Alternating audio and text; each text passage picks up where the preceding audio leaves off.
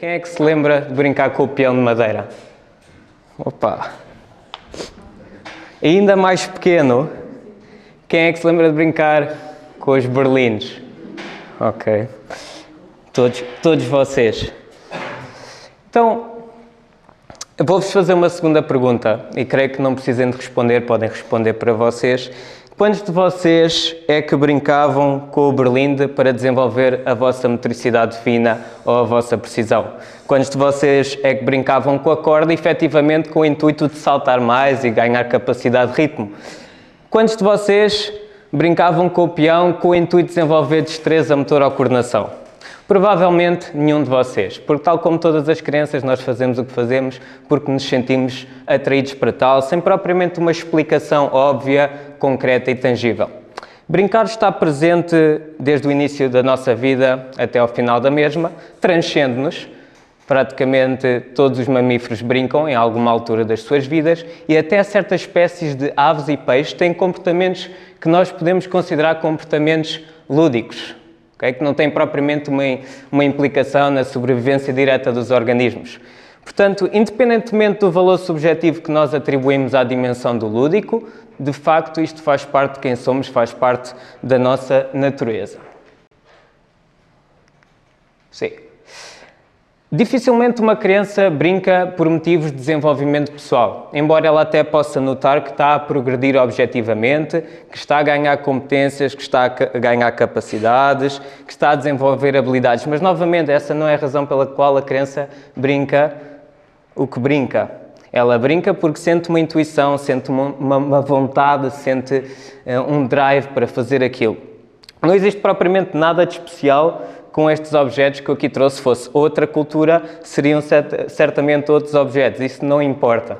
Okay? O que importa é que todos nós, independentemente dos objetos, recordamos essas memórias, essas emoções, desses momentos soltos, livres e divertidos que tivemos há uns anos atrás.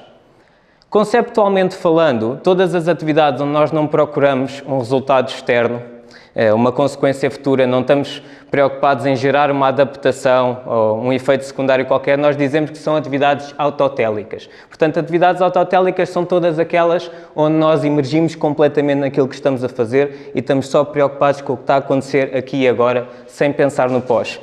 Dentro dos vários estilos da brincadeira, a brincadeira livre é, por natureza, sempre autotélica. Ok? Portanto, existe uma diferença clara entre fazer uma atividade, porque uma atividade, vamos dizer, A, para surtir um efeito B, mas também existe a possibilidade, que é o caso do autotelismo, de nós fazermos A, porque simplesmente queremos fazer A e B acontece simplesmente como uma consequência que não nos preocupa assim tanto. Ok?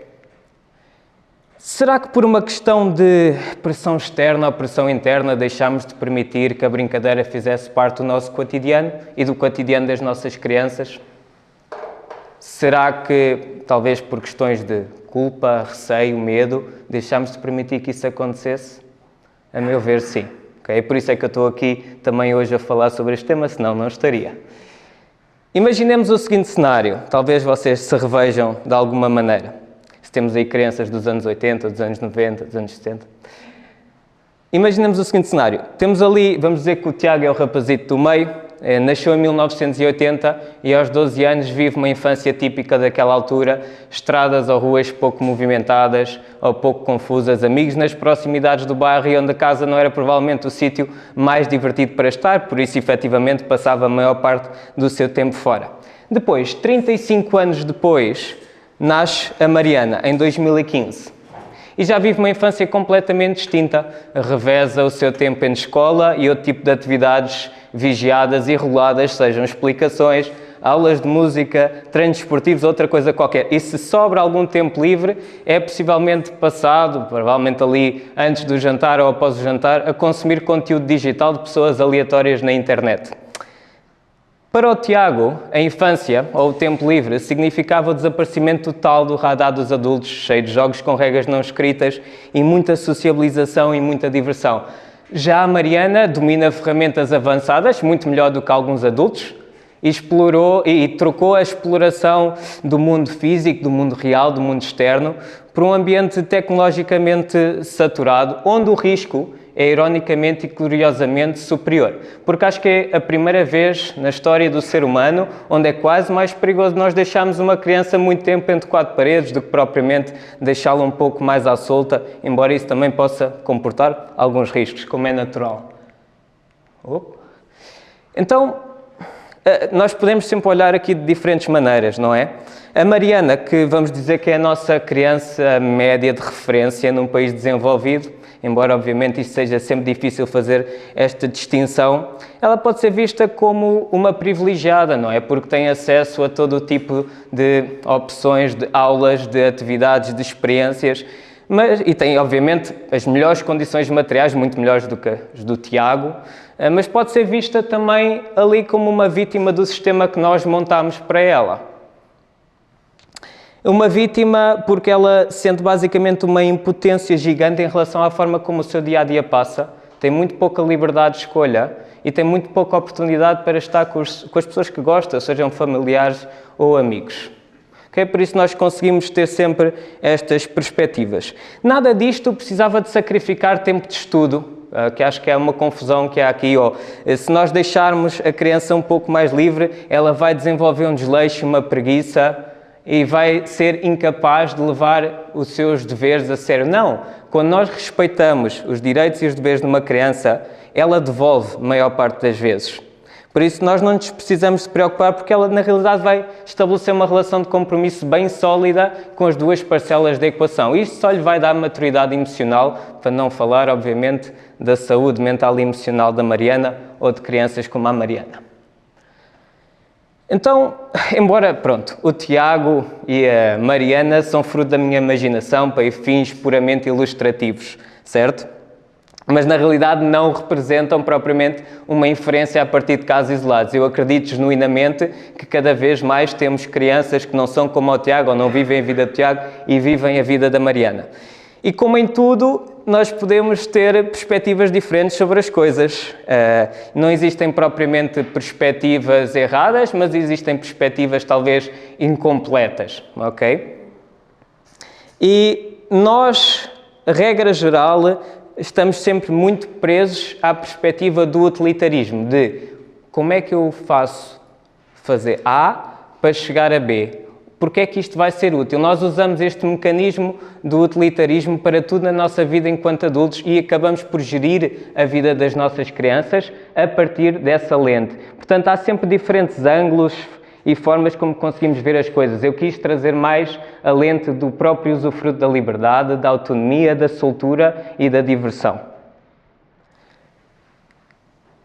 Então, de certa maneira, nós, tendo diferentes perspectivas, podemos decidir onde focar. Se focamos no futuro e sacrificamos um pouco o presente, ou, portanto, fazendo o processo de frente para trás, ou então simplesmente olhamos para o presente como autossuficiente. Se uma infância for relativamente equilibrada nesta questão dos deveres e dos direitos, a infância é autossuficiente na preparação para o futuro. Nós só precisamos de respeitar essa relação e deixar cair um pouco da nossa preocupação. E na sequência destas perspectivas do utilitarismo, elas fazem perpetuar um pouco a dinâmica tóxica que temos hoje em dia, com sinais e sintomas cada vez mais precoces na saúde mental e emocional das nossas crianças. Por isso, se calhar, nós estamos a contribuir para isso, embora não seja a nossa intenção. Surgem narrativas, não sei se conseguem reconhecer, como o mercado de trabalho está mais exigente, o mundo está mais exigente, o mundo está mais perigoso, temos que dotar as nossas crianças, temos que preparar as nossas crianças. E não sei até que ponto é que isto faz perpetuar um pouco a pressão externa e a pressão interna que elas já sentem para ser muito mais do que são. Então, estamos aqui um pouco divididos, não é? E temos diferentes formas de olhar. Mas, novamente, a infância já dá em si todos os recursos que nós precisamos para uma criança desenvolver de forma íntegra, ok? No fundo, de forma muito resumida e muito simples, se nós quisermos ajudar uma criança, temos que lhes dar tempo, temos que lhes dar espaço. Elas não precisam de aprender tudo, nem nós precisamos de lhes ensinar tudo. E de forma muito resumida e muito simples, algo como estruturar menos, soltar mais, trabalhar menos, brincar mais e desenvolver menos para passar a viver mais. Obrigado.